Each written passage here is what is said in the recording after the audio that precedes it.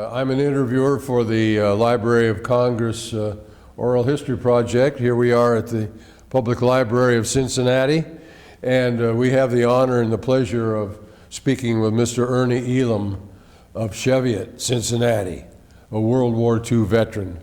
And our videographer is Dennis Daly, and we're doing an interview, and you'll get a DVD of this, Ernie, and everything. Now, let's start out from the beginning. Where were you born?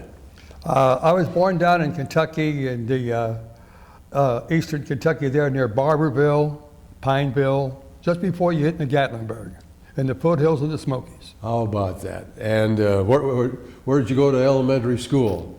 Elementary school was down at Euler, over at 8th and State here in Cincinnati. And this was back in very early 30s, right after Euler was built. Sure. What year were you born? 1925. 1925. Wonderful. On a Sunday. Well, by George, and we remember those Depression days very, yes, very very clearly, much so. don't we? We were poor. Yes, sir.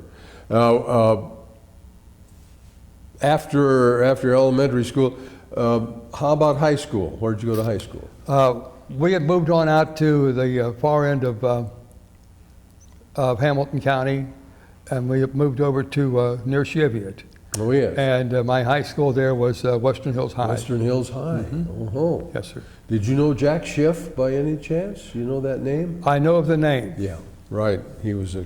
There's more Schiff than one. That's I think I knew some of his family. Thank you. A whole fleet, you might know. I'm kidding. Thank you. Anyway, growing up in those days, Ernie, tell us a little bit about your impressions of as a youngster in a high school. High school was a time when you needed money for Argyle socks, and cashmere sweaters, some kind of clothes and things like that. And so you had to have a way of making money. In those days, we had the advantage over the young people today. I was a caddy over at the country club, and I got $1 a round for carrying a bag. Then I got $2 for carrying double. So sometimes there wasn't enough caddies, or sometimes that they would want me to play for them. Then I could set pins in the bowling alley when the weather got bad. Then you got so much an hour. Sure. Then I went to work for the theaters. Took a flashlight and led the people and couples, down the aisle, and so they would find their seat. Right. Then after I'm finding their seat, then you could go back and then do the same thing throughout the day. Of course, you got to see all the movies, and you learn the lines for every play that came up. I'll never forget it. So then after that, I got a job taking tickets up at the Albee, and they gave me a uniform over there that made me look better than the Admiral of the Navy. It was marvelous. I told the girls at the West High, come on down and see me. I came through, I had guys saluting me. It was wild, I'll tell you. I got a kick out of it. So then taking tickets, and sometimes on a Saturday afternoon, we had the balcony closed off. Uh-huh. So they slipped me $1, and then their girlfriends would go upstairs where they could hug and kiss and watch the movie. So there were other ways of making money. And those days, I'm not a native Cincinnatian, but I remember the Albee Theater before it was torn down, very sadly, of course.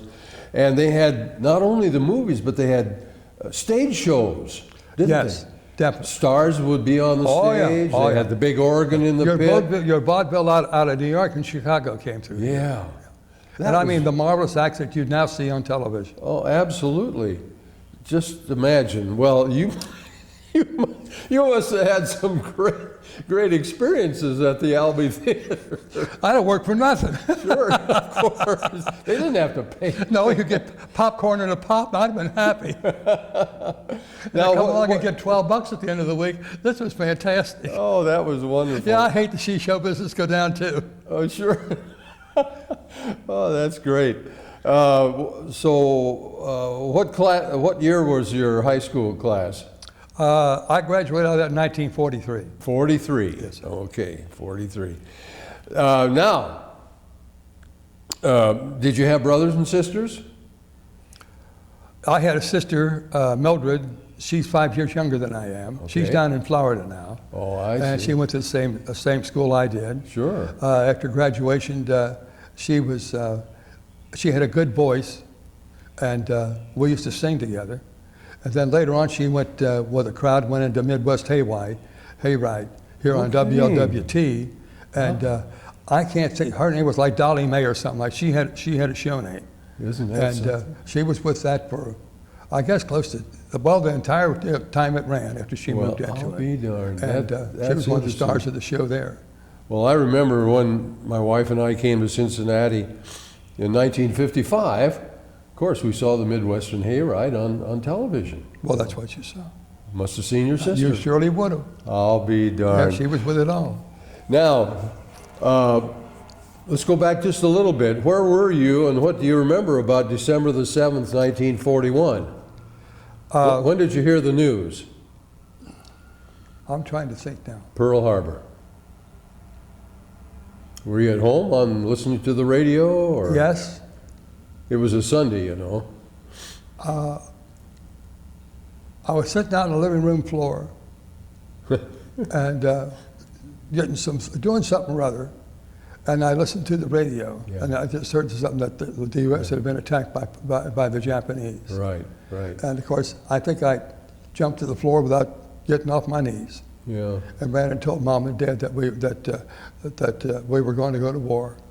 That was a very important part in most people's lives who lived at that time, yes. Well, lives changed on both sides of the oceans. Oh, yes. For the Japanese and for us, and for all the people that loved our country, they came to stand with us too.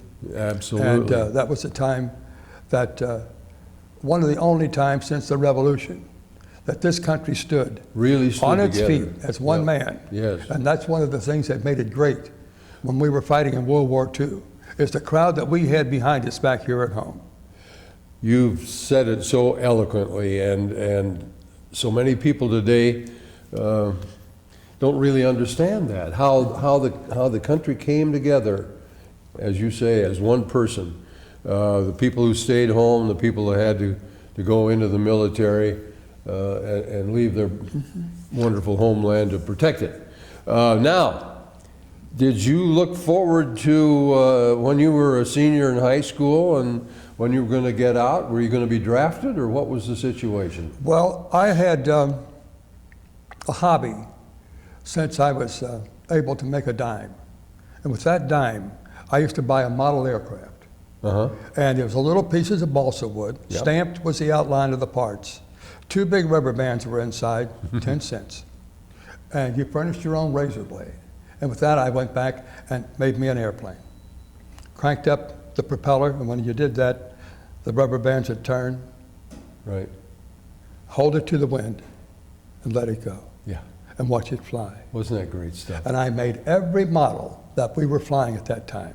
As much as we had in the pursuit plane was a P-30, a Curtiss.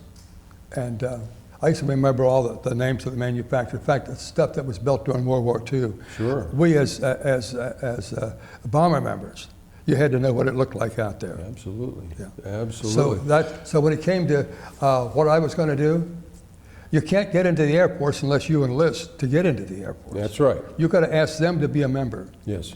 Yes. and then you can get in. First you have to do is take examinations. Then you have to take not only your mental and so forth, but then it comes down to the physical. They were very rigid about that. Very rigid. Right behind it came the mental, and how the different many things that they used to block out a weakness in a man's stability, in his mental capacity to stand stress, in his mental capacity to try to think and not blow it. Because when they got finished, the guy that was on the bubble, you never got in the Air Force. That's right. And they'll put you then where they wanted you. That's right. They put you where they needed you. Yep. But where else could you go? And why not? Where they needed you is where you're going to go. And they only picked the best people.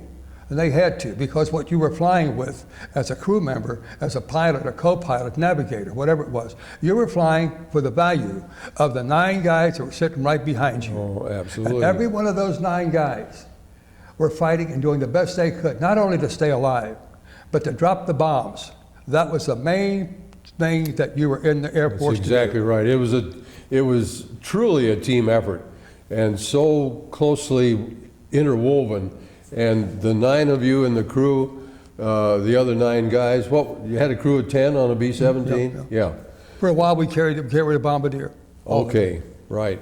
And each one of you depended upon the other. Yes, you had to. As a team. You had now, where were you first sent for training after you got into the Air Force? It was a miracle, because all I'd ever heard about Miami Beach was in the movies. And you go up there and see the beautiful beaches. Sure. And see the beautiful bathing suits going by. Yep. On a whole lot of women, a whole bunch of women in very little suit. Yeah, right. And all my eyes would go, smoke, I got a kick out of that. So Miami Beach is where I went.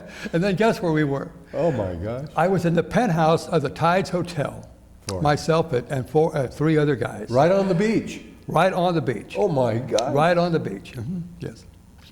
Israel Highway is what we called it. Yeah, And, I know. So with that, the next morning I got up, and we were in, so I could say that the system said that you could stand and see at 6 feet at sea level. If you were that tall, you could see almost 100 miles at sea. So I went out and stood and watched the early daylight to see what I could see, and here comes the big steamers way on the horizon.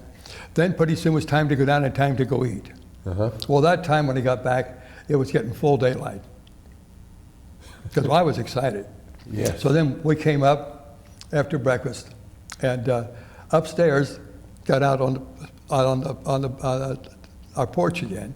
And next door was a Shelbourne Hotel, only about 80 feet away. On top of that, it looked like about an acre and a half. The most beautiful women you'd ever want to look at.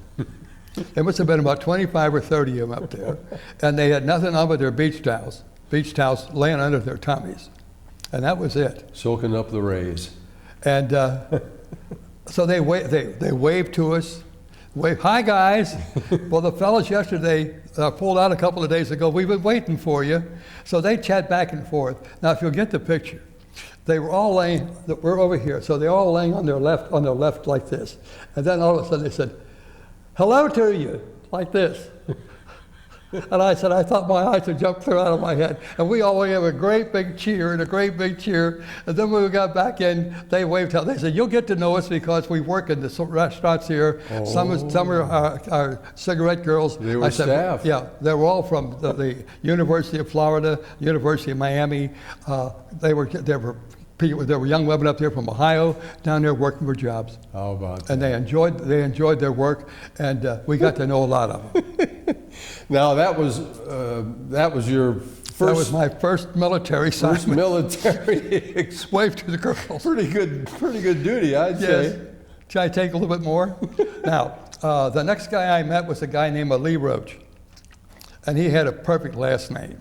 There's always one thing that they say in the military. You always remember the name of your mother. Yeah. And your father. Right. And the next guy you'll always remember is your drill sergeant. And I thought if I had a roach, if he was a little roach, I'd squash him. And one of the first things he said, "I'm pleasant today. It's going to meet all you fellas.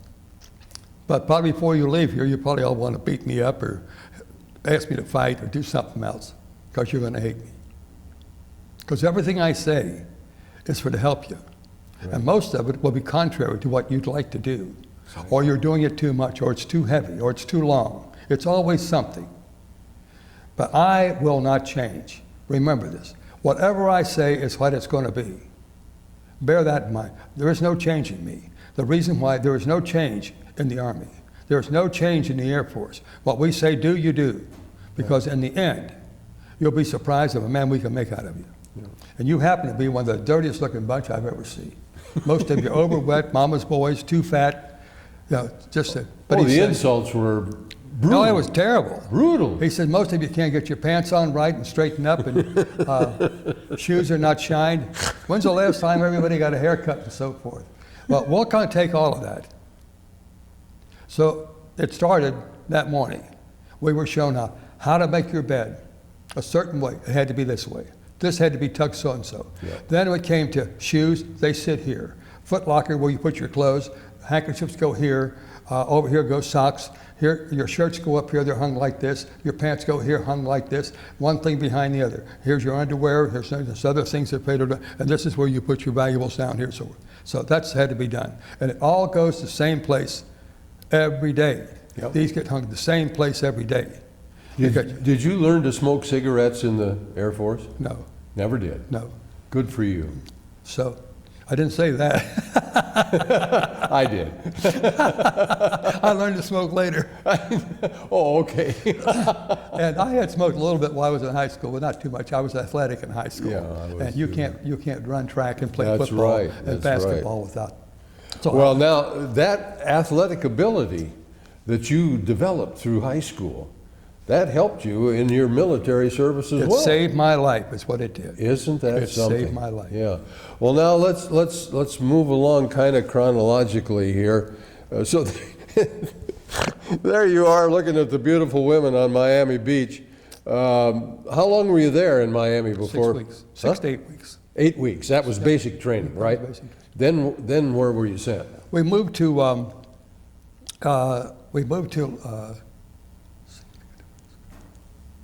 not Lincoln, Nebraska. I can't think of the little place now. It's where we went to code school. Okay. It'll come to me. Was it near Omaha? Yeah, Lincoln. It was Lincoln. Yeah, we went to Lincoln, Nebraska. You went to Lincoln. And code school was your dad. Sure. We learned Morse code. Did they determine right away that you were going to be a radio man or what? No. What was the deal? The first chip off the block I had passed to high enough, so forth. After I finished my physical, I could have gone into pilot training. But the same token, they had all the pilots that they could use. Yeah, I know. And that was a problem. so consequently, I became a crewman. Okay. But in becoming a crewman, with the other things I were taking, I was able to take over numerous jobs aboard the ship. And a lot of us were like that, or a few on my crew anyway. So if one guy went down, then we had another fellow step Sure. in. Right. So that was how that took place. Did you enjoy that radio training? Oh, yes, fantastic. Wasn't that exciting, though? Well, yes, because at nighttime you learned upstairs, so you can't use code. Right. We had to use a high-powered, intense light to shine the same message back and forth using a flash like this. Right. So you would get into a tower about 60 yards from each other and about 20 feet in the ground, and then you'd get a tick, tick, tick like that while you're standing up there. It was time to send your message. So it came my time, so I sent my message. Have you checked out the buns on our instructor? Man, she is a ton. So then I clicked back, message over. You guys were really something. Yeah, you. So then I got a click, click, click like that, message being sent. Private Elam, if you wish to remain a private the rest of your career in the Air Force, you will abstain from mentioning my physical attributes along with your message. Respectively, and raise in hell your instructor. So Oh, boy. I climbed down with the rest of the guys, and here came Ellen. I knew that was you. I could just tell it. I just knew it was you. And I was waiting for you, too. But you really caught me by surprise to come up with that. Well, I said, I deeply apologize, and I did. I didn't think you'd ever be in the tower, and the guys are not going to say anything. Sure. But I said, I want you to know I told you the truth. What do you mean? You told me the truth. I wasn't just poking fun at you or just kidding you because you watch a woman walk away like that and the skirt shakes.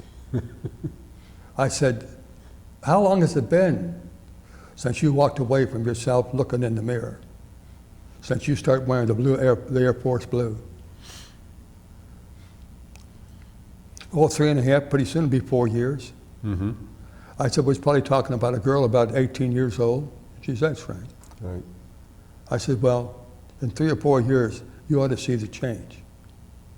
I said, the the reason why you've got one of the top classes in the regiment, in our Air Force group right here, the top classes, the guys, they all love you. They respect you because you respect them as men. Absolutely. And we don't just respect you anymore just because we had a little fun. Right. But I said, believe me, they really love you. And I feel the same way. Well, Ellen said, since that's the case, I think I'll forgive you. Well, you've just laid it out so clearly, Ernie, about respecting people and getting along, and you were meeting people that you'd never laid eyes on before in your life. Here you were from Hamilton County, and my gosh, you were meeting people from all over the country. Yeah, that's right. Wasn't it a great experience, though? It was fantastic, It really. was. Even in this country, as we went south, we met people out of Mexico. We met Texans. Yeah. We met people down Louisiana. We met Florida people. Sure. We met people from the islands. Yeah. Every place you went, you met different people, all from the same country. I know it. They talk different, ate different foods. How different can you be? They even dress in different clothes. Sure. It's a fantastic mess this country is. But when you put them all together, you got a firebomb, buddy, if you fool with them. You got that so right. Now, how long were you at radio school? A couple of months? Yeah, that's always it, a couple of months. Yeah. Then you went to Lincoln, Nebraska. Then you went No, to not Lincoln, Nebraska, Las Vegas, Nevada. Las Vegas. Okay. Now, Yeah. over there, McNellis Air Force. Over there, we went to code school. Aircraft rec was over there, and then we did. How did you like rec? Wasn't that fun though? The way they flash the silhouettes of the planes and everything. If you blinked your eyes, you missed it. That's how quick you got. Oh yeah. Because slowly but surely, see, they cut the time down. Oh yeah. It was 100th of a second or something like that. And it was just a click, because that's all you got when you were out there. You got more than that. Sure. And that was so important because you were going to be up against. You're at the end of the where those guns blinked. Yeah. Right. Now, how about promotions? You were private. Private, then moved to corporal. After I went through gunnery school, and that was a trip. Yeah, gunnery school. Now, What you had now, this is another thing I want to bring out. I'm very strong about it because the guys that left the Air Force from day one, not after that some, because eventually, because of deploying aircraft from the manufacturer to the place that they would leave from to fly to the different air bases where they would be stationed. Now you're talking about air bases that someday, before too long, within a couple of weeks, would be in England, on the European theater, or they would be in the Pacific theater. Yeah. They hired a group of women, and they took the pilot's training that we took. And with that, when they got finished, they flew the Army way. And they were wonderful pilots. And at that time, we had a very primitive, what you call a navigational system. Mm-hmm. And I needed to display that. But it was almost just a bright light down at the end of the field. But it was aerial. And if you got to the light wrong this way, it blinked twice. If you got to the left, it blinked once. So that type of thing it was. We lost 19 pilots during the war. And the reason why they were so important, they took off in the dark with restricted area all around. There was no light. Right. We made it as dark as it could be. And they landed in the dark. That was the gist of the danger that was involved. The reason why is, if you were a spy, you knew where that airplane was coming out. You didn't know what kind of airplane it was. Right. Whether it was a bomber or a fighter. Exactly. You could hardly tell, you could tell it was just a signal engine. But after it got off the ground, you didn't know what type of signal engine it was. A lot of different kind of planes, all different kinds of planes were built that had to be rebuilt and sent out that we used. This is for the Navy, this is for the Marines, this is for this and that. They couldn't tell which way they went. Right. Now, how long was it before you were deployed overseas?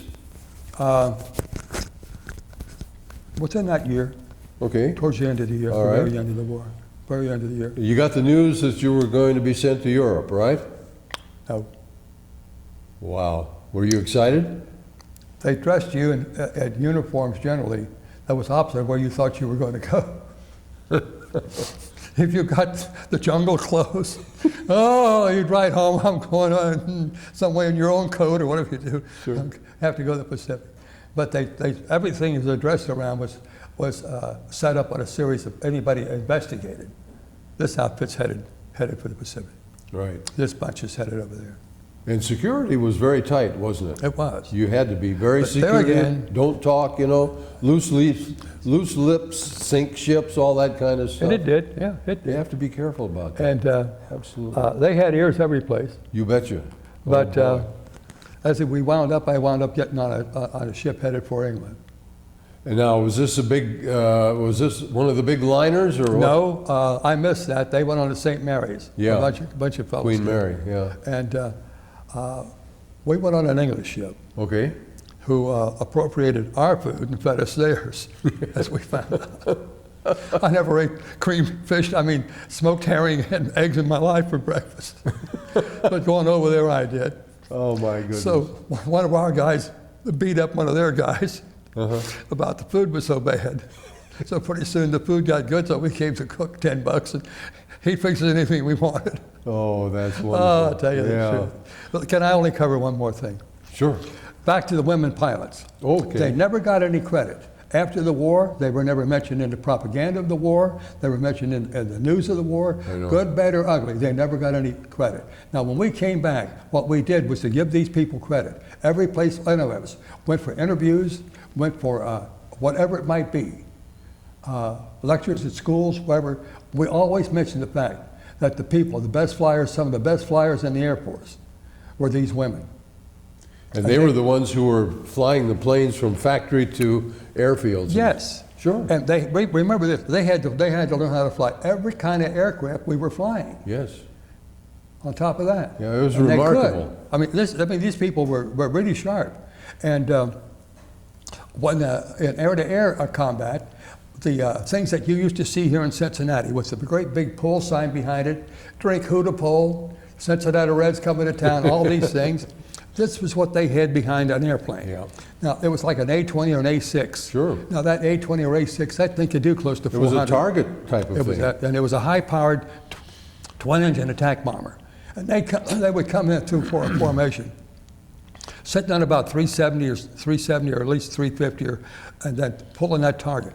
So when they went by you, at any angle, or go by you, because we'd sit on about 200, they were just like that. Right, right. Now the bullets in your machine guns were coated with paint, Right. an oil paint, so that when they got finished, they could cut it down. They could see what ship, green ship, okay, how many bullets from the guns Yep. that was, Right. and they could tell how many shots were fired Right. on this side. But then they'd go to the other side, and how many shots were fired on this side, so they could evaluate each ship and the gunners on each side. Wow. So Well, this just show you how they thought all of this out. But this is how we were trained. And those women are the ones that pulled those things. yes. And yes. they simulated. They were remarkable. They Yes. were remarkable. Yeah. And I want to thank you for taking the time to let me take maybe not more than 3 minutes Well, to repeat. I'm so glad that you brought that up. I have a friend over here in Hyde Park who was a WASP. Yes. And that's what they called them, the That's WASPs. And she flew about 4 or 5 different kinds of aircraft. You'll never meet a stronger man. Oh, boy. They're great. That's right. They're great. That's right. And they got so little recognition for it. It was Well, terrible. you're getting back to where we had to get that corrected. That's And right. The only Well- guys that corrected were the Well, guys good for that you. loved him. Good for you that you remember that. I want to get into your period of time in England, for example. Were you under Jimmy Doolittle? Was No, he was the very first. You're going in there at about 42. No, I'm talking about later when he was in the ETO. He was in the Pacific Theater. Yeah, but He was with us too for a while. yes, I that's know. right. No. I just wondered. So generals like Hap Arnold, Ira Eaker? Hap Arnold, yes. Eaker, all those guys? Did you see any of those fellas at all? Any of the top guys? No. I just wondered if you had any experience with that kind of leadership. Where were you stationed in England? We moved up from London. We moved out to a place called Salisbury, Suffolk. Oh yeah. And we at Salisbury's where just outside of Salisbury's where our air base was, and it was about 35 or 40 miles from Cambridge. Okay. And Oxford's close by, and we had a there was a cemetery over there. I'll take just a moment if I may. Sure. The first place we stopped on the train going back to our base was at Cambridge. And we pulled down there to the station, and we got off, of course. There was about 40 of us. And this is where you stand all by yourself. Strange country, Yep. everything new, and everything that you have in this world is right on your back. Yep. Or it's right down here in what was called the airman's aircraft bag, his kit bag. Right. And that was it. That was your world right there. Sure, you'd severed ties with your homeland. It's gone. Yep. And I looked out across the way, and here was sitting that cemetery I mentioned. And I turned around to the trainman there. And at that time in England, any guy was a male was very, very old. So I called to him. I said, "Conductor," that's all I could think of. "Whose cemetery is that over there?" You could just hear the birds call back and forth. Mm-hmm. One answer the other. I said, "That's the most beautiful cemetery I've ever seen." Hmm. It reminded me of one back home, Spring Road. It was probably very historic too, wasn't it? And he said, "That depends on what outfit you're with." I peeled it off. You let go a little tobacco juice, it's yours. Welcome to World War II, fella. Wow. Jaws just dropped.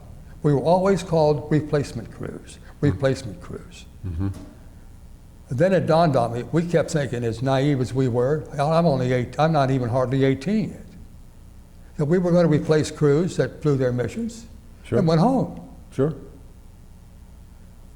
And the guys and I looked over, the guys that we were replacing, they didn't go home. Their missions were over, and they were never going home. Hmm. They were right over there. Yep. And that's one of the times that you realize, I'm getting chills sitting here, Yeah. is the fact that this is one of the prices that war has to collect. Yeah. And it always collects. Yeah. It's the cost of peace. It's the cost of everything you hold dear. It's the cost of home.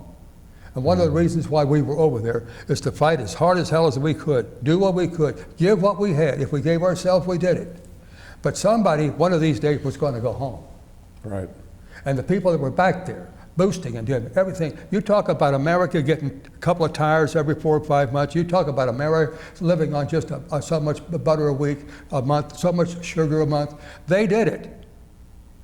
They couldn't buy only so many shoes a month or time. They had to do without, make pay. They learned how to mend, sew. That's right. All the things to save clothes. And that was America going to work for their boys over there. And I said, America really turned out, and we did everything we could.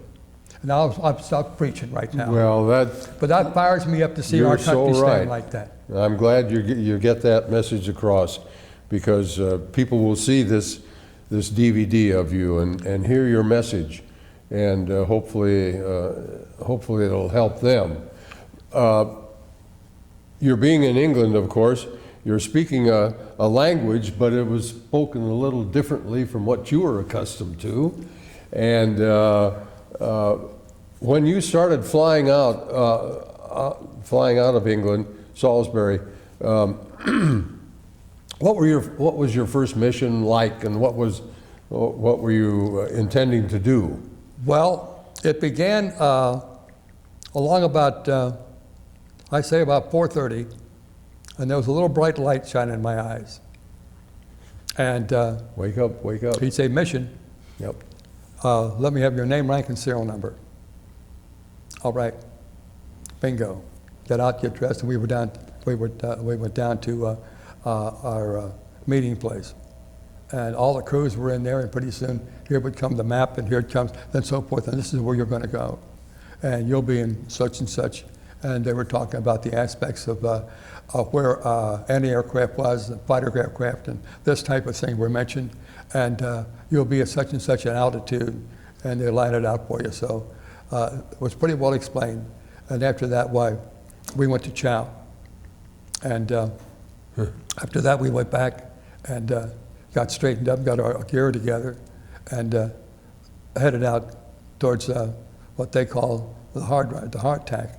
And we go out there and wait till with the crew and get our stuff aboard. You waited for dawn? Get our machine guns Yeah. aboard, get everything, and then check then Nugent, that was the fellow that worked with us, and Jim would check all the oxygen tanks, see they were going, that type of thing. And he was our engineer. You were heading for Germany, were you? We were headed for Germany. The first mission I went on, I really couldn't remember now just where it was. Yeah. The excitement of it more than one thing.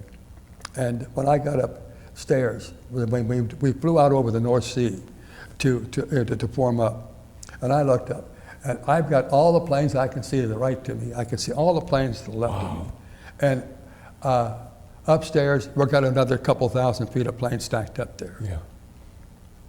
We probably had about 600 stuck up there. Incredible. Just amazing. And Now, did you have fighter escort? yes. Fighter plane Yes, Mustangs yeah, and not a P-50? whole lot, not a whole lot that Yeah, time. yeah. But because our bases were back in England, and of course, and the fighter aircraft at that time were limited very much so in as of what their capacity range. was. Yeah, their range. That's what I range was and searching everything, for. sure. Their ranges were different, and of course, as the war progressed, we changed. Usually, what altitude did you fly at? It was someplace 25 and up, 25, 28, along in that level. Yes. And of course, after you pass 10, you put on your oxygen mask and tied it down. And a lot of it depended upon the weather too, didn't it? Weather is right too, yes. Yeah. Because if you got a low ceiling, you just climb right on through it and then continue to form Get up above it. upstairs. Sure, Get up there. sure. And What was your first reaction when you encountered enemy aircraft? you uncovered flak first. Yeah, you had to escape the flak.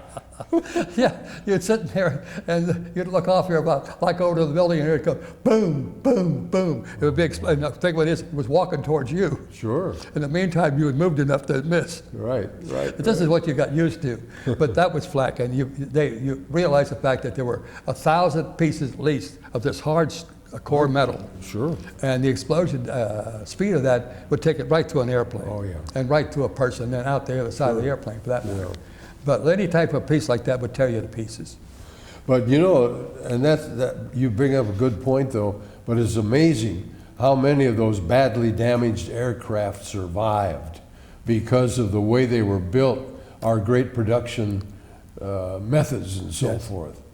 Isn't that right? Yes, there's a guy, Heilburn, who lives out in Amberlin Village, and he was with the 15th, but he knows me, but he did the promotion for Memphis Belle when it came down with maybe Oh, really? For Warner Is that Brothers. so? Yeah, and they wanted to authenticate the action that was seen in Memphis Belle. Sure. And when we got finished, Did you see the Memphis Belle?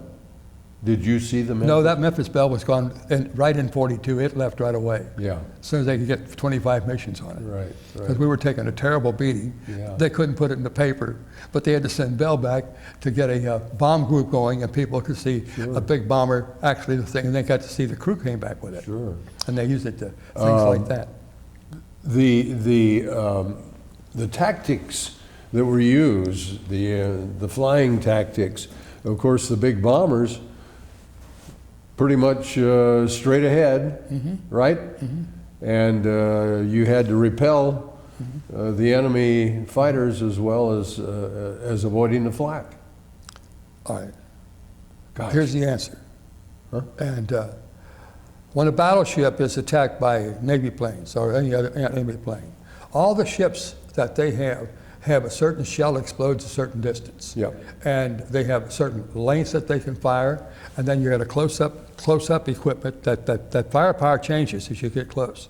Now in the aircraft, you've got like here on like a 5,000 foot or a 3,000 foot depth. How many aircraft are here? And you've got 50 calibers sitting in there, and they'll knock you apart.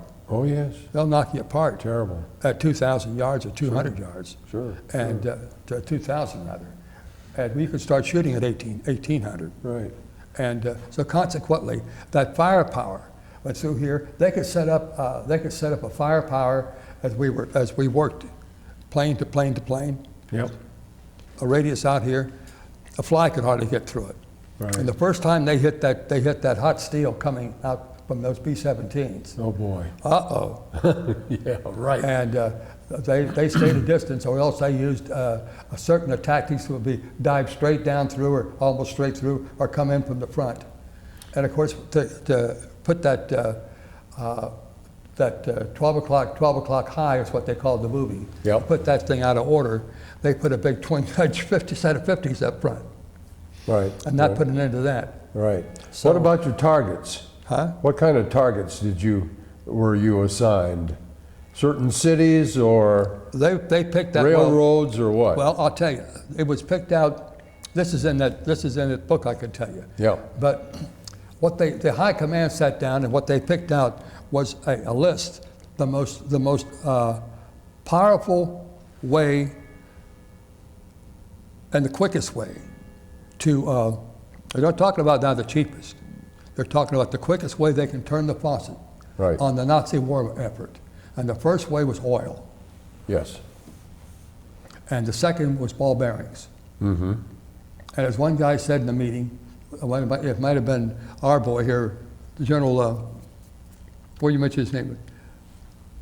Doolittle? Doolittle. Yeah. Hell, you don't need ball bearings if you don't have oil. That's right. So- Get that oil first. Oil is first, when they were Right. talking about doing That's this right. and that. Oil was ball bearings, and then came storage places. Then came refineries, the refineries came. And then came places where engines were built, fuselages were built, places were put together. All these things were cataloged. Now from the underground, as I said in everything I have done, and I'll say it here, the people that we rescued and freed in Europe and in the surrounding companies there were not only all these people, but we also freed the Germans. Yes. The German people are not vicious. They're not the kind of people that the Nazis were. They were people that had a gun held to their head. Yep. They were people that were great in the field of medicine. They were great in the field of eyeglass work and telescope work, the field of science. They were great at so many things. And all those people came over here. Their best came to America, when America opens her arms. Right. The Italians, they were sculptors. They were winemakers. They were artists. They were everything, many things that the Italians and cooks Musicians. are creative people. The Germans are creative people. So many other people in countries that around this country, right, this world today, they are people who copy. They can improve a thing that you've already built, but build it no. The United States is a creator. Creative. And there's a few other countries that are creators, That's but the right. rest of them are copiers. That's They right. still are right today. Well, that's one of the reasons we're still the greatest nation in the world. Right, And always will be. right. No nation in history has ever been as great as the United States. With all its bumps and scars and terrible times and ups and downs, we're still the greatest nation in the world. Help me a minute. What was the leader of the German army, German Air Force? A big fat guy. Oh, Goering. Yeah. Hermann Goering. Yeah, they went to him, and he was telling us how much of a force that we were, and how much we are encroaching into the sovereignty of Germany. He says, well, in a sense, this is what he told him. He says, we're shooting them down as fast as we can. Well, then what the hell's the trouble? He says, they're building faster than we're shooting them down. Right. And that was kind of a joke, but that was the truth. All right, We were building them absolutely. faster than they were Yeah. shooting them down. He nailed it right And we away. were building them better all the Sure, time. we were just outdid them, that's all. When they looked up and saw the P-51 and the P-47, Oh, then they come along with the P-38. I'm telling you, the German pilots, they just turned their heads. Yeah, And pretty soon there were no more German pilots. That's right. There were guys up there flying with just a few hours. yeah. They were lucky they could get it off the ground and get back.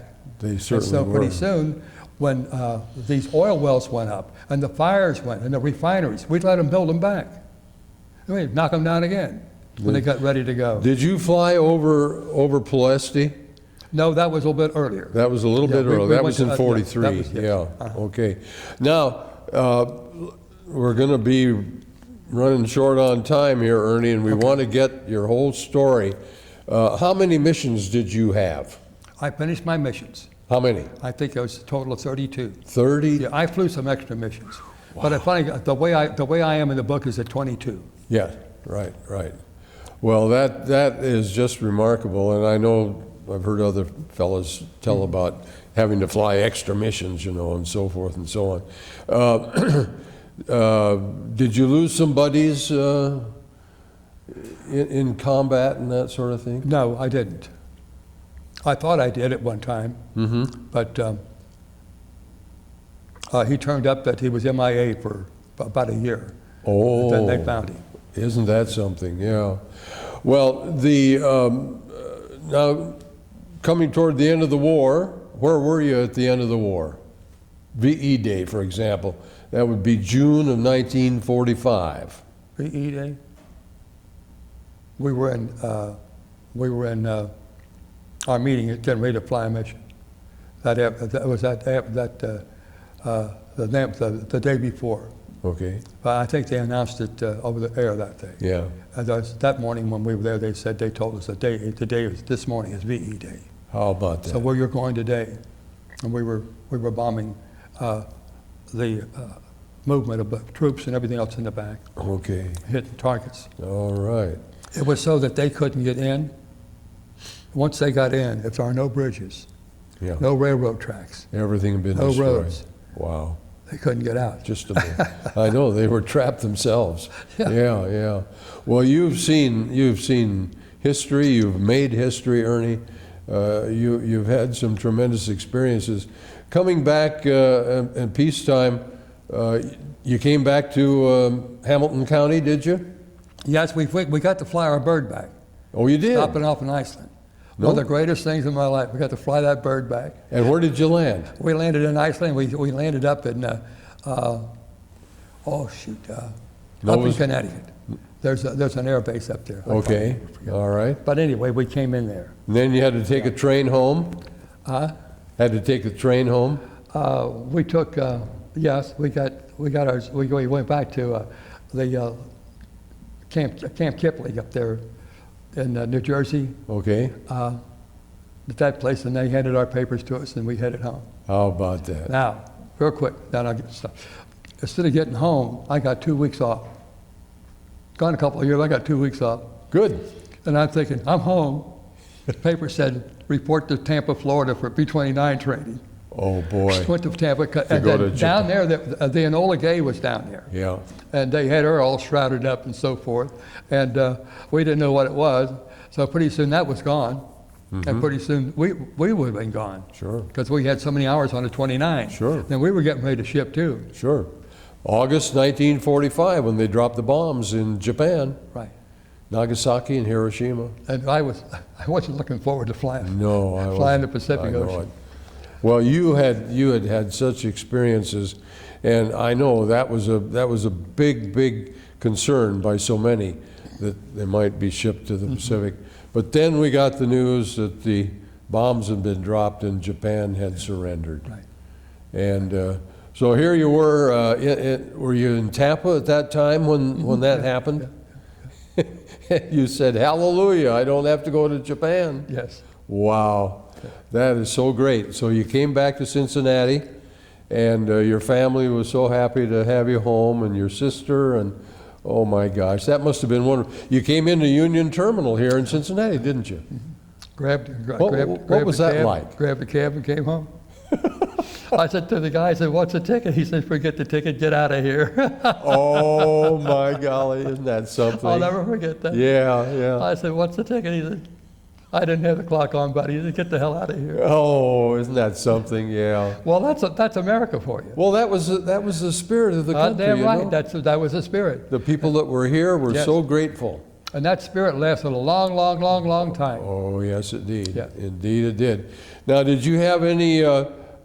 Did you get to march in a victory parade or anything like that? No. I didn't either. I didn't get to do that. Didn't stay in Cincinnati long because Dad had bought almost a 500-acre farm over near Summit in Milan, Indiana. Oh. And that's where I went home to. Oh, you went home to Yeah, Indiana. shortly thereafter. I stayed up here for a little while. Okay. And I went over there. And then you got married? Yes. Married a girl I went to school with. For heaven's She didn't know me. She knew me in school, but she never really got to know me Yeah, personally. right. She had a marvelous voice and sang in the choir. Okay. And I had a voice like my sister. Sure. And I sang the leads in some of the operettas and the shows like Today is Music Man and some Yes. of that type of thing. Sure. Oh, So she'd see me out there. that's great. But I met her 5 years after the war was over with. Did you enjoy performing? Loved it. Yeah. Loved it. I know what you mean. Loved it. I did too. Yeah, yeah. What about did you do further education? Yeah, I went back to UC and got liberal arts, and then I picked up something in English and special English. GI Bill? Yeah, yeah. Boy, that was the greatest thing. Yes. And I could have gone ahead and taken lessons in piloting at that time, but I wasn't interested in that in a commercial license. Right. Wouldn't have been hard for me to get, but I just wasn't. In first place, no money to buy a plane, Yeah, but you could rent one then for about $15 an hour. I know. That was a lot of money. Yeah. Boy, I'll say. Today they're about $45 an hour. Now, did you become a teacher? No, I went to work early. Let's see, with a company known as Climate Master downtown, and they were storm door and window people, awning people, and that type of thing. Oh, yeah. And I was fairly successful at it, but not to the extent that I wanted to be. So consequently, I left there, and I went to Aristocraft out in Reading, Ohio. Did you enjoy sales? Love sales. Yeah. Love sales. It just came natural to me. Yeah. And I'm a promoter too. I can see that. Yeah.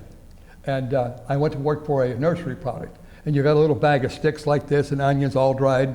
And yeah, and this was so much for how much money it was, like $45 or $99. And they buy bags of this stuff. So I thought, how are we going to sell these dried onions and so forth? I sat down with a little sketch silhouette and I cut it out. And then I colored it. Then after I cut it out, then I would put that on a picture. With pictures I had taken of various size and kinds of styles of homes. Mm-hmm. Then I color it. Here, Mrs. So-and-so. And I'd hand them a picture just about like their home. Sure. Salesmanship. Oh, Mama, did you see this, Pop? This is our house here. Oh, it's so beautiful. And I'll tell you, I sold sticks that these people call me up and next year be sure and stop and see me because I want to get some florabundance. That's what the favorite was, florabundance. Florabundance, And this guy said, yeah. I hired you. He said, you're making a hell of a lot more money than I am. I said, what'd you think? I got to have more money than what you pay, buddy. And that was my life. Oh, my goodness. I went to work for Norman Rockwell myself, and he and a guy named Goldberg started the famous schools of art. Oh, Terrific school. so you knew Norman Rockwell? He was the head of the company. I never got to meet him. Oh, I see. I never got to meet him. Yeah. But anyway, the people I worked for were fine. We had Mildred Zabilka here, head of Gibson Art. Oh, yeah. She had taken our course. Yes. The grand old lady over at Brookville, Sherman House, she put her stuff over there. For heaven's And sake. eventually her stuff was worth thousands of dollars. Sure. And there was a lady that was in my rest home where I am right now. And Catherine, at 16 or 17, she took a course from Famous Art. How about that? Well, Cincinnati was a haven for artists. Terrific. With the publishing houses Terrific, and yes. all that. Yeah. And that's the reason why the Art Institute's Of here. course. Well, she took our art course, became a very established artist. Her two boys took our course, and then they finished up with her at learning, and then they went to the academy. Pardon me. Then they got their master's degree. Mm-hmm. And with that, they're living very, very well. Let me put it that way. And art's what did it for them. Did you work for Gibson? No, I worked for Famous Art. Famous Art. I worked for Famous Art. Oh. And I led them. I was in charge of the Midwest for them. Is that Yeah, so? I had a hell of a good job. Well, Real good job. good for Making plenty of bucks. good And for, enjoying every minute of it. yeah, absolutely. Yeah. Well, then how about your family as you were after Two boys. Two boys? Yes, she was in about 34, and she says at that time, having children in your mid-30s was kind of a no-no. Very difficult. You might pick up someone that you would be stuck with all their life, and you would stick that child for the rest of his life at 8 years old, something like that. So she said, we'll just stop here. Maybe she said our first Right. grandchild will be I a girl. understand. And it was a girl. Beautiful young woman. She's Wow. right today, she's 24. Isn't that something? She's in charge of service out at the Last Finale here in town. Okay. Fine restaurant. Yeah. Okay. But the boys moved on. I taught them how to fish. I taught them how to hunt. Taught them how to shoot. And they became excellent hunters, fishermen. I'm talking about on a professional kind. Oh, yeah. Yes. And I could hand a duck call to Martin, or either one, or a goose call. I learned how to call geese and ducks, Mm-hmm. and I can talk to them. And there's a lot of guys down south that hunt, that live on the river. They learn the language, Yeah. and you can talk to them, Sure. Sure. and it's good. Isn't it good though? Yeah, Yeah, and it's good to be creative. Oh. And when you go on a hunt like that, it's just tremendous. Very quickly, we were in a goose blind over out of Paducah, and who comes down the road but Mr. Southern Fried Chicken himself? Oh my. And he said, Colonel Yeah, Sanders. yeah. His place is down there. So anyway, and I know where you live, down in Corbin, because that's where I'm from. Sure. So next boom, we're talking, and he found out where I was from. Yeah. Of course, I was older than he was, just about anyway. So anyway, he said, could I get up there and hunt with you? He said, I inquired up there at the place. He said, you guys are good. I said, well, thank you. I said, I don't know how good we are. He said, get on in here, though. So he sat down with us. And later on that day, this is one of the greatest days we ever had. A major flight pulled up. If there was one in it, there must have been well over 100 geese. Wow. And I could hear them coming, man. These are Canada geese? Yeah. And they probably coming down from up in Wisconsin, because they'll fly a long, long way. Right. And they fly at night if they need to. But anyway, I looked up, and here comes about 75 or 100 geese. And boy, they're really talking. And I cut down on, I called, and this fellow that was with us, he called, and Marty called, and pretty soon we watched them All coming down. just chip around. And pretty soon they lined out, stand out as they approached. We're like on this rug right down here. Mm-hmm. We're right down here. And the geese were coming here. So when they came around, and they started to circle.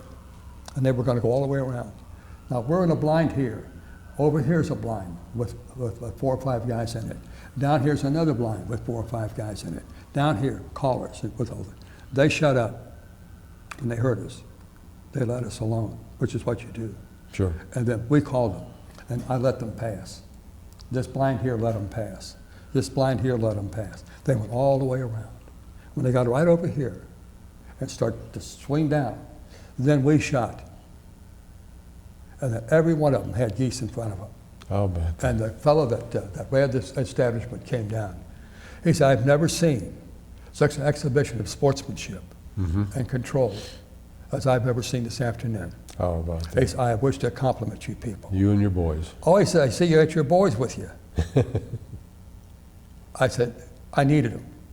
I need all the horns we call them horns. I need all the horns I can get to call in here. He said, this beats me. I said, they're good. Yeah. Yeah, he said, you're damn good. That was the greatest day, and it was talked about there for a long time. Yeah. It's probably still on that. Now your professional career lasted how many years? You were then, what, 25 when you got back? 24? Yeah. Yeah. Not quite, no. So you worked another 50 years. Yeah, right. Sure. Yeah. How about that? How about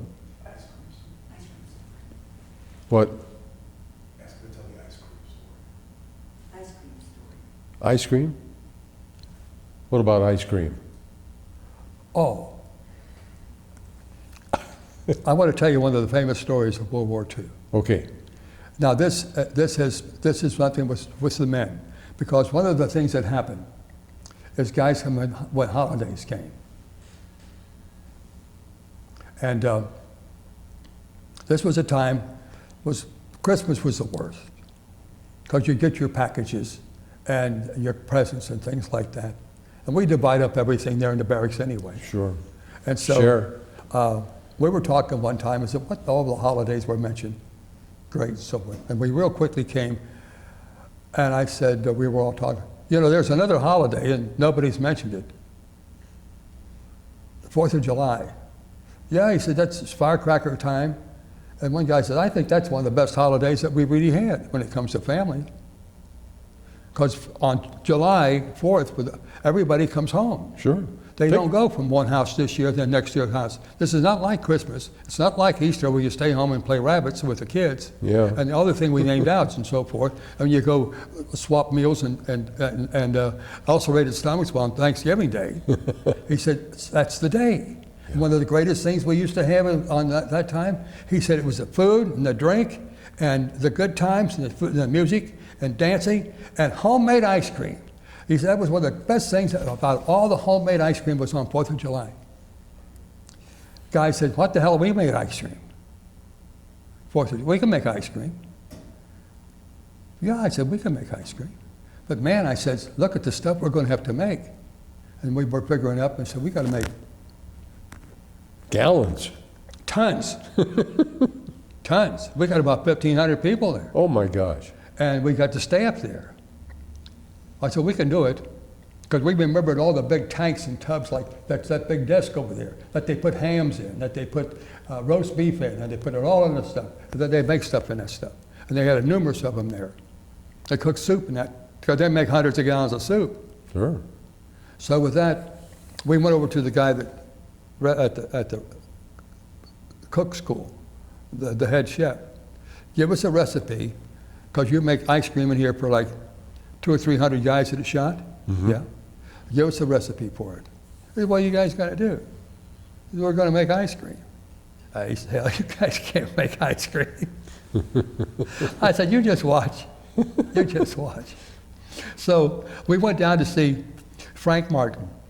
Now, Frank died several years ago, but he's down in Lawrenceburg, and he was the procurement officer for the air base. Now, when he writes up something he wants, that comes from the main storage bins.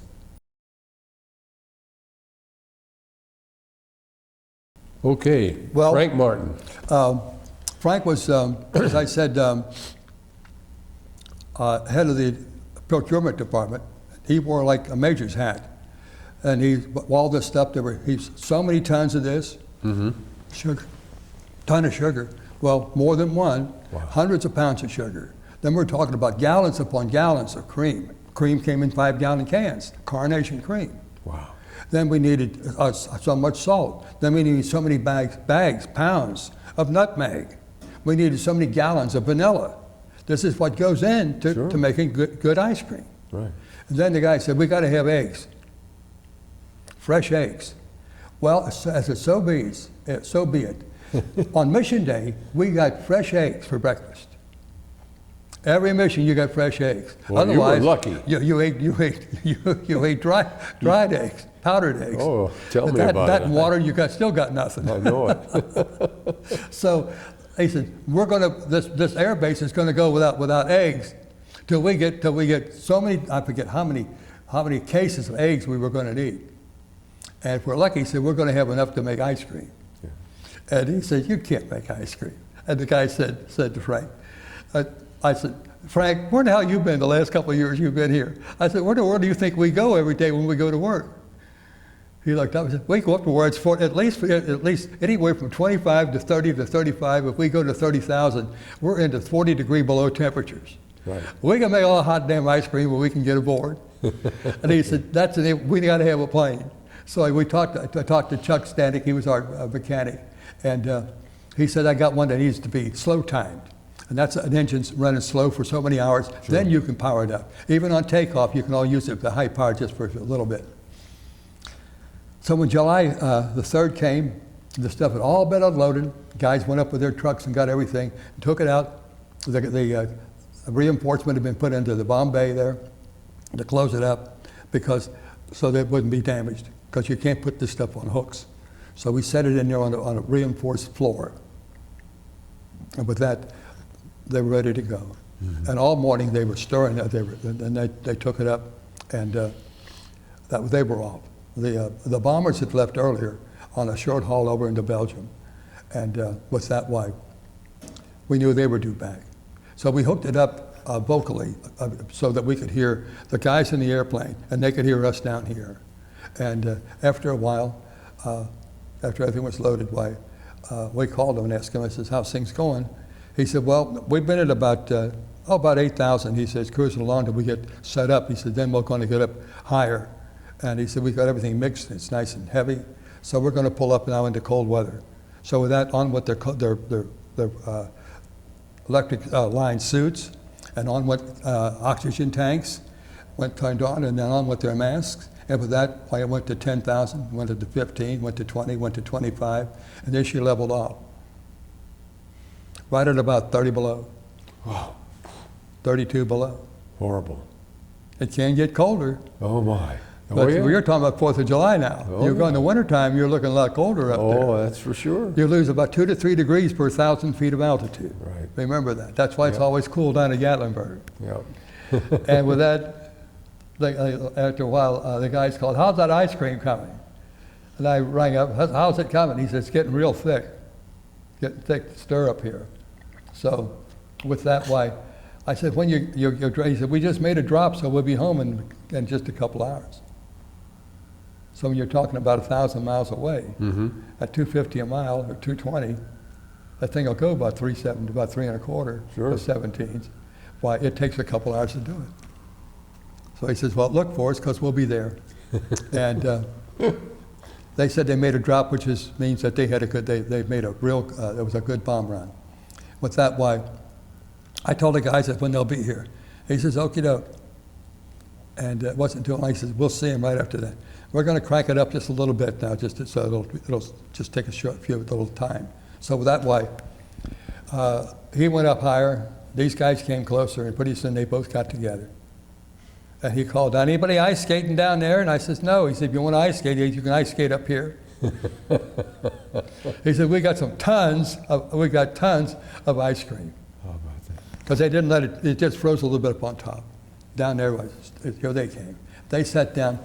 You hear those tires bark out there, and everybody cheered. And here comes the other guys, just kissing all the way down, and they pulled over to the side, and they took out this big tartan which they filled full of ice, and they brought them over on their trucks and so forth. All the mechanics and workers got up there and handled it and helped them carry and put it over there. With that, they covered it up, and then with that, the food was out, and everybody was eating, having food and so forth, and we're getting our stuff set up over here. And then after everybody ate, there was a little bit of juice running around too. I bet. And I'm not talking about orange juice either. I know. The commander said, well, everybody's having a big time. It's good to address all you fellows. Every time it seems like when I have to talk to all of you, we're always going to work, and we're going to places where we know damn good well it's a tough place to go. But we go and we get back, and the tough place is no longer there. That's always been our satisfaction. So today, he says, we're going to be very satisfied because this is our 200th mission at our air base here. Wow. We're also celebrating that. So you guys that are walking funny, don't worry about it. I never saw it. Have a good time, he said. That's marvelous. And that was the attitude of the 8th Air Force and the men that flew for us. And so they really barreled down. And pretty soon, all the guys lined up, and their people to line up there. And everybody got different colors of ice cream. And it was a great day. The staff, he said, Chuck said, I already took this. I took a couple of 100 pounds up to their place for them. He said, the airplanes, he said, now don't worry about the airplane. We already knew about it.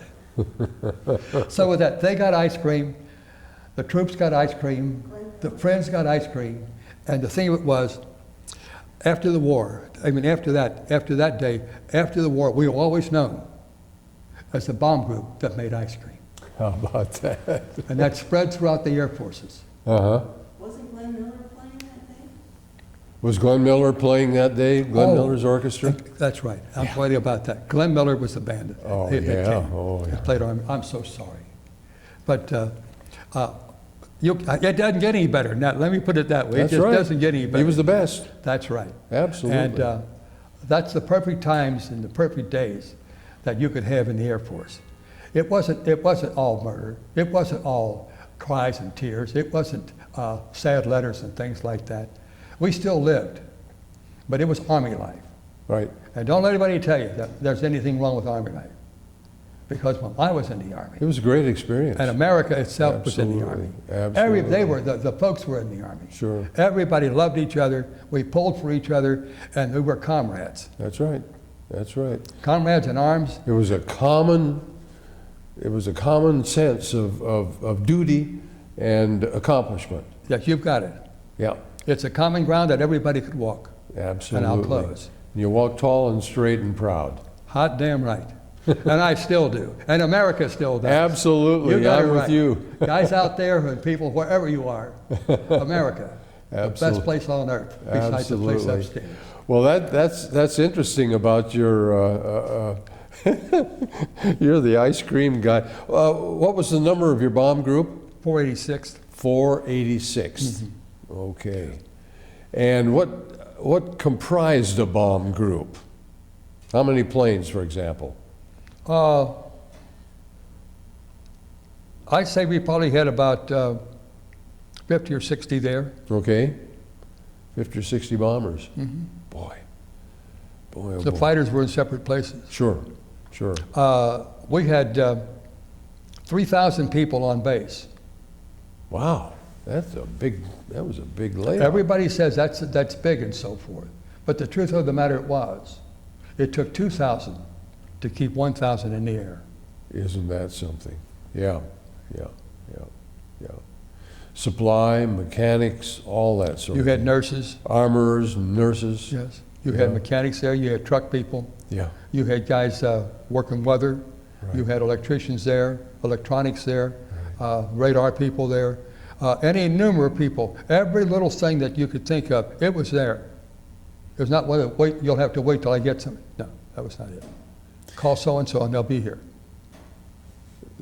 Tell me about your reunions. Did you attend any reunions, I peacetime? had, yes.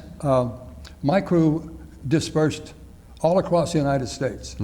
We had somebody asked me one time, did you ever have any problem with people that were in the crews, living together? I said, not my crew, Yeah, although we were from all over the United States. sure. I said, we were all good buddies. Yeah. I never had, but see, sometimes they did. Oh, yeah. But anyway, it could be over anything at all. But there again, we had a very fine crew. And what your question again, though? I was trying to think. The what? Oh, Your reunions. question, huh? Reunions. Reunions? That's right. We had a reunion up here at Columbus, not too far away, and Nugent lived within driving distance. So I met Jim up there. And I said to Alice when we pulled in, I said, where the hell are all these old people going? She said, they're going where you're going. You're one of them. I know. You smart ass. I said, I know. so anyway, I got out. I said to the fellow, I said, how was the trip? He said, I don't know. He said, I drove up here, and I drove up here in about an hour and a half. He said, it's taken me 2 hours to get out of the car. So I was home. I was home. I know. Oh, So the we- sense of humor was, oh my. So there again, we did what we call hanger flying, Yeah. and we shot them down again. Sure. Oh, yeah. Always farther away. Oh, yeah. And Just and, specs. And each story gets a little better with the retelling. Oh dear. Oh, And goodness. like a Well, lot of guys, you have a couple of drinks and everybody's got a voice. So we start singing songs. It was a barrel of fun. Oh, A I'll barrel. bet. Worth every penny of it. Now, do you Jim still, and the guy- are you still in touch with anybody? Oh, yes, still in touch with him. Good for you. Good for you. That's very important. When my wife died, there's a thing in that the Catholic Church had. It's called a bed of roses and a ring of roses. It comes from the Couplipes, Couplipes. Uh-huh. And they're over in Roshan, Illinois, down in the south end. And you can send a donation over. And what was your name? Ted. Jack? Ted. Ted? Well, for Ted, they'll say prayers perpetually. Okay. All right. And I'll remember that. you'll be in the, they'll send you a booklet. Oh, I'll be there. A nice, beautiful embroidered Sure, thing. sure. With a bed of roses. Yeah, And there's where you'll be. sure. Perpetual prayer service for us. Now, in your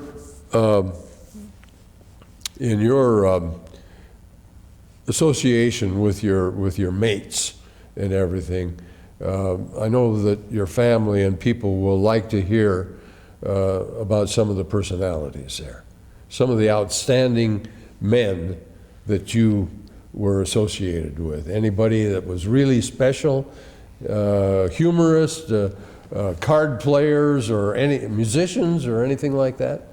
Well, we kind of had a good collection of fellas. The fellow that was flying for us, he was a captain, a very fine man, and Where was he from? he was from over in the Carolinas, and he was married and had a couple of children. There's a lot of different Older guy. guys over there the same Sure. way. And the co-pilot was a fellow named Charlie Kidner, and Charlie was flying on a waiver because he was fat. Oh. And too fat. Overweight. He was overweight. I forget what we had a fat name for him. He'd laugh at it. It was a fat ass. He said, "You don't have any respect for co-pilots." You're the only guy I had to put in 2 seats for. I know. What give us that? Nothing sacred. Nothing sacred. Charlie was again. Here's a guy. He was from Grosse Pointe. It's like Indian Hill. If you don't have megabucks, you can't live there. Oh boy, I'll say. So anyway, so Charlie, and every time he gambled someplace, he always won. He was a winner. Sharp. Placed bingo or something, he'd always win anything. No kidding. So anyway, the other fellow that was, I never did get to know Casarda. He was a Greek, and we never did get to know him. He was real rich and was real loner, even among us. Quiet. Except when that work, it was different. Yeah. We knew he was real. Serious. Oh yeah, oh yeah.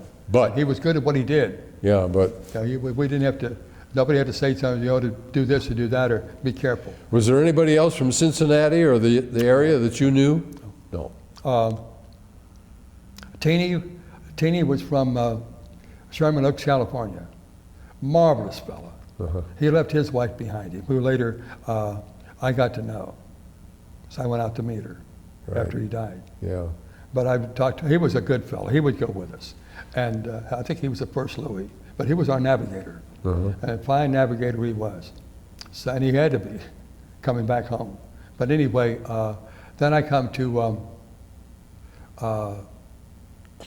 Johnny Crossman. Johnny Crossman, he was from New York, and he was a waist gunner. And he told about helping his dad in the moving business. And they're moving, especially with moving pianos. And Charlie said that was about 15 or 16. And they were moving a piano in a place up in New York. They were using it on the outside and pushing it through a big window they had to take out or something. He came down and told me, he says, "Dad," he said, "we got it in all right." He says, "Well, what's the matter?" He said, "There's 2 guys up there giving each other a bath." Uh-oh.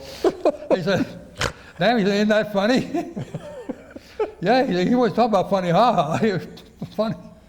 He said, "Well, Weird. Yeah, weird is right. I'll tell you about that some other time." Yeah, But he said, right. We'll "Right talk now," I about said, that we're, again. We're working right now. I said, just put that out of your mind right now. Oh, okay. He said, that went on. And John was like that. John would drink up with you and laugh and talk. And he was, tomorrow will come and I'll be ready for it. Yeah. and then a tail gunner, Howard Bay, about Oklahoma. And Howard was short, heavy set, wide, big arms, powerful person. And he was tail gunner. And he was from a dry county in Oklahoma. Oh, His brother, yeah. get this now, his brother was sheriff. So I'll bet he, He was a bootlegger. He had a nice house, cars, swimming pool, you name it, he had. I said, how much are you worth? He says, hell, I don't even bother to count. He said, we made so much money. And he says, nobody ever went to jail. He says, man, we had a happy county. Everybody loved us. When's a new batch coming? When's a new batch? Not quite yet, but it's going to be a good. Well, it's Oh, always my good, God. but just be sure we get it. Oh, So after his brother, he ran and couldn't run anymore. Well, they had to change sheriffs. Howard became sheriff, and his brother became bootlegger. Oh, my goodness sakes. Well, those were the days, I'll tell you. That was my guy there, and he was another amazing. one. He'd drink and sing and do all the things with you, and then if tomorrow comes, he says, I'm ready. You're right. And she brought his son. He had a loving boy. He just loved his son. Yeah. And he was about, now that time thing, I guess he was about 8 years old. Uh-huh. And his wife wanted a girl in the worst way.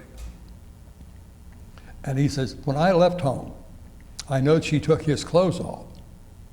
And she said, I got a picture of him. She showed me Shirley Temple. And there was my little boy. I wrote her to tell me, so I know she didn't do it though. Uh-huh. She run around the house there in Shirley Temple clothes. And she had long hair.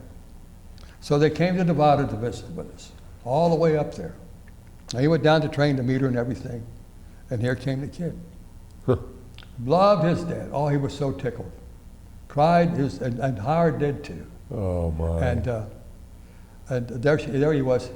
She wouldn't cut that hair. So, That was her girl. That was her girl. that was her girl. Yeah. Anyway, everybody hugged and kissed and so forth. And we were there a couple of days, and she wanted to go shopping, and he wanted to take her out to the airport and show our airplanes and so forth like that. And so with that way, she said, you want to watch him today? Yeah, he said, I don't mind watching him. You didn't go to the airplane. You went to the barbershop. Get that shorn. You got a military haircut. Sure. That's another story. That's There are no mirrors in the military barbershop. There don't need to be. that's right. What you see is what you get. Well, that was And important so, he that got a haircut. Then after the day was over with, and Beth said, why, when she came home, why, of course he was home. And she came in and walked into the bedroom, and there was the boy. He ran over to her. And she saw that. I think she almost fainted right across the bed. What have you done to my boy? Charlie said, hot damn, I cut his hair off. a boy's got to be a boy. And you can't glue it back on either. And I don't want that glued back on.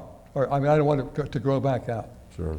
Now, I'm going overseas before long, and he says, I don't want to be worried about it over there. I want if something ever happened to me, I'd like to remember him just like he is. Yeah. Yeah. She said, Great story. That was Great it. story. That was it. Well, of course, we're dropping off like flies these days. Over 16 million people served in World War II. Right.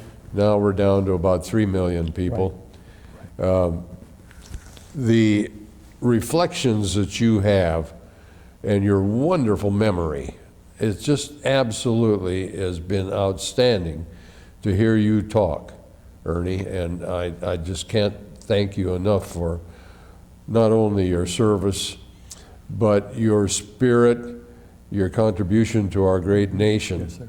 Thank you. And I want to get together with you again after this is all over, and I thank you. and I'd look forward to coming and visiting with you.